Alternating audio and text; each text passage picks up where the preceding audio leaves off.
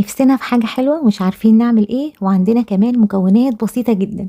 هقول لكم هاتوا نص كوباية من الزبدة و3 كوبايات من الدقيق، وتعالوا بقى هنعمل اجمل بغاشة واسهل طريقة علشان تطلع البغاشة بتاعتنا دي مورقة.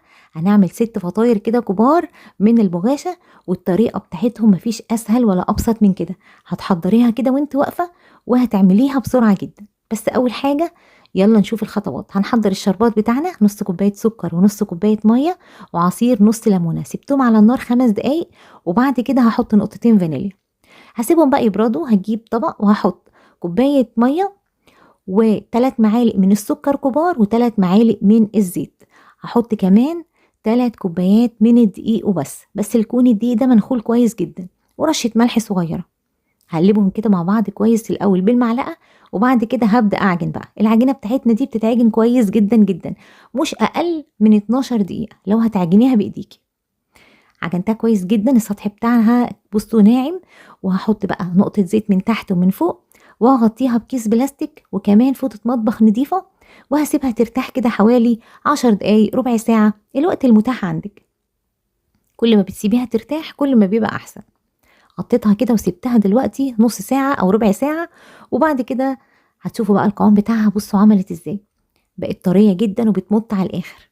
هجيب بقى كده رشة زيت بسيطة جدا أو دهنة زيت من تحت، وهبدأ أفرد العجينة بتاعتي كلها على سطح العمل.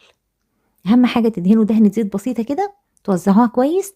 وبعد ما فردتها يعني بسمك مش رفيع وكمان مش سميكة، جبت بقى نص كوباية من الزبدة، بس لازم تكون طرية ولازم تكون خارجة من التلاجة بوقت، وهرستها كويس جدا بالشوكة أو بالمعلقة.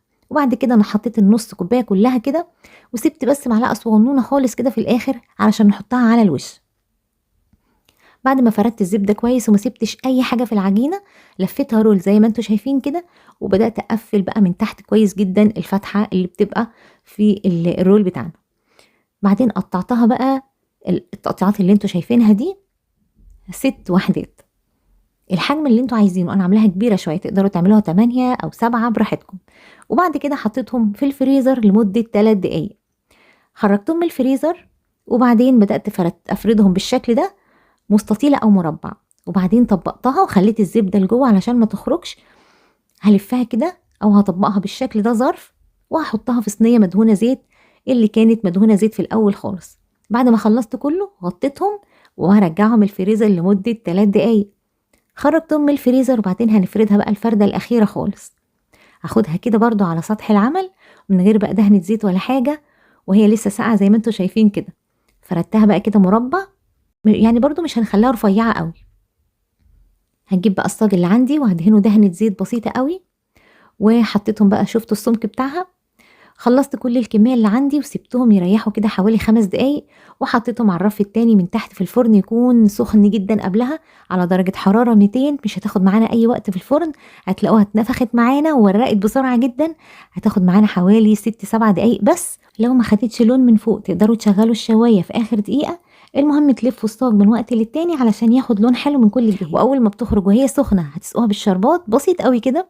وممكن كمان زي ما انا عملت حطيت صوص كراميل، كان طعمها احلى بكتير من الشربات كمان.